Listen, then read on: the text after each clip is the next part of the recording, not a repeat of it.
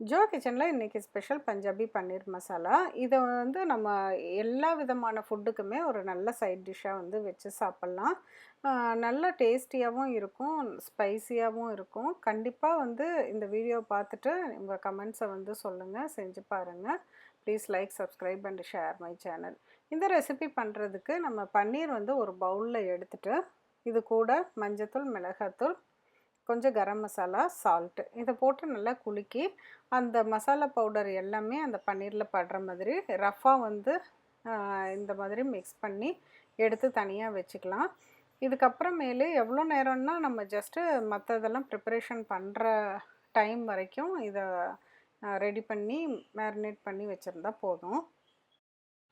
வெங்காயத்தை வந்து நம்ம நல்லா பொடி பொடியாக அரிஞ்சுக்கணும். இந்த ஃபுட் ப்ராசஸரில் போடுறப்ப ஈஸியாக வந்து நல்லா நைஸாக வந்து அரைச்சிக்க முடியும்.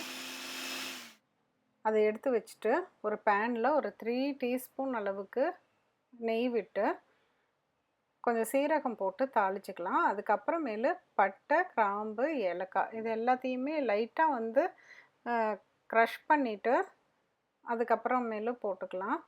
தாளித்ததுக்கப்புறமேலு நம்ம அந்த நல்ல பொடியாக அரிஞ்சு வச்சுருக்க அந்த ஆனியனை வந்து போட்டு நல்லா வதக்கிக்கலாம். ஆனியன் வந்து நல்லா டார்க் ப்ரௌன் கலரில், பச்சை வாசம்லாம் ஃபுல்லாக போய் நல்லா டார்க் ப்ரௌன் கலரில் வர வரைக்கும் வதக்கணும். இது கூட கொஞ்சம் ஜிஞ்சரும் போட்டு வதக்கிட்டு சால்ட்டும் ஆட் பண்ணிக்கலாம்.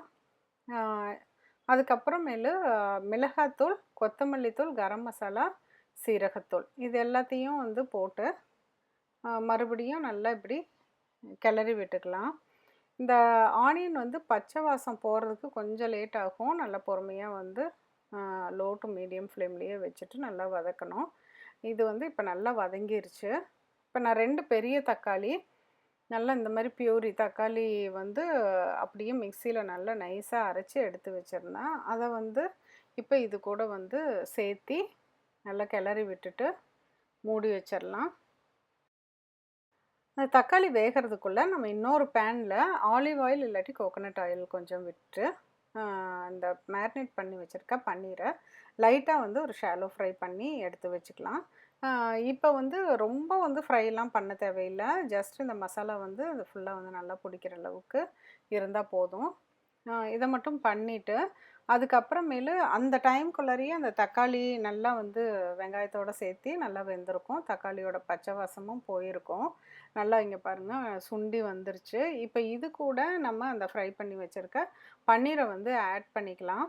இந்த பன்னீரை ஆட் பண்ணிவிட்டு அதுக்கப்புறமேலு ஒரு தடவை கிளறி விட்டுறலாம். கிளறி விட்டுட்டு தேவையான அளவுக்கு கொஞ்சம் தண்ணி ஊற்றிக்கலாம். ரொம்ப வந்து ட்ரையாக வேண்டாம் அப்படின்னு சொன்னால் கொஞ்சம் தண்ணி அதுக்கு தகுந்த மாதிரி கொஞ்சம் அதிகமாக விட்டுக்கலாம். நான் கிட்டத்தட்ட ஒரு 3/4 கப்பு அளவுக்கு விட்டுருக்கேன்.